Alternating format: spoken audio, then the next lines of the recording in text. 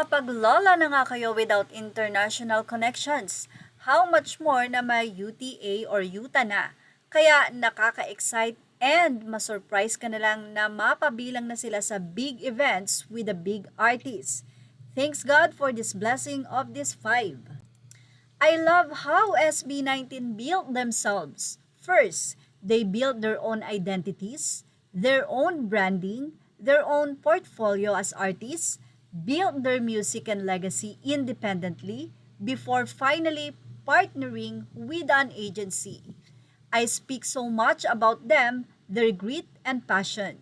Andito lang kami kahit saan kayo mapadpad, magpapabudol pa rin sa mga concert nyo. Ha ha ha. Yan nga ang naging reaksyon ng mga fans sa nasabi nga pong another achievement unlock ng SB19. Dahil partida, hindi pa nga sila napapanood sa Lollapalooza pero mayroon na nga pong international agency na kumuha sa kanila. Anyway, kung tatanungin natin kung ano ba ang basihan para mapansin ng isa sa pinakamalaking ahensya pagdating sa music industry at Hollywood, ang UTA bilang music artist ay hindi lang basta dami ng followers ang tinitingnan nila.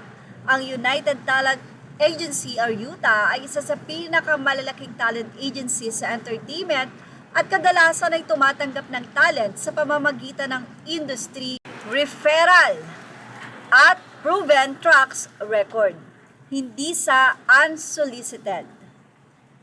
Para sa isang music artist, mahalaga ang mga sumusunod. Malakas na fanbase, consistent streams sa Spotify, YouTube, Apple Music, aktibong fandom na bumibili ng tickets at merchandise, napatunayang marketability, nakakapuno ng concert, may brand endorsements, may international audience o potensyal na lumawak globally.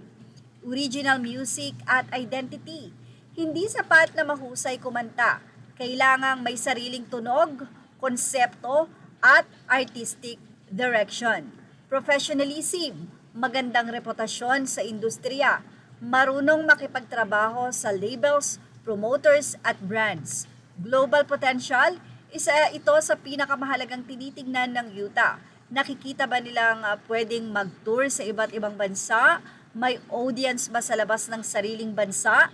Kung iuugnay natin ito sa SB19, malamang na nakita ng UTA ang kombinasyon ng bilyong streams, sold-out concerts, malakas na fandom na 18, brand partnerships, at kakayahang mag-market sa Southeast Asia, North America at iba pang international markets.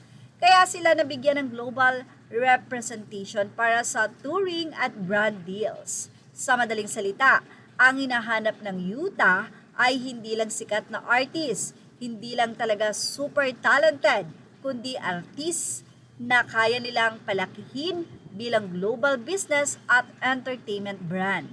Well, ang pinaka napansin po ng UTA ay ang magandang reputasyon ng SB19, kaya naman all in all, pasok sa banga ang grupo. At yan ang ating Showbiz Now update. Images are all credit to the rightful owners. Thank you for watching Showbiz Now.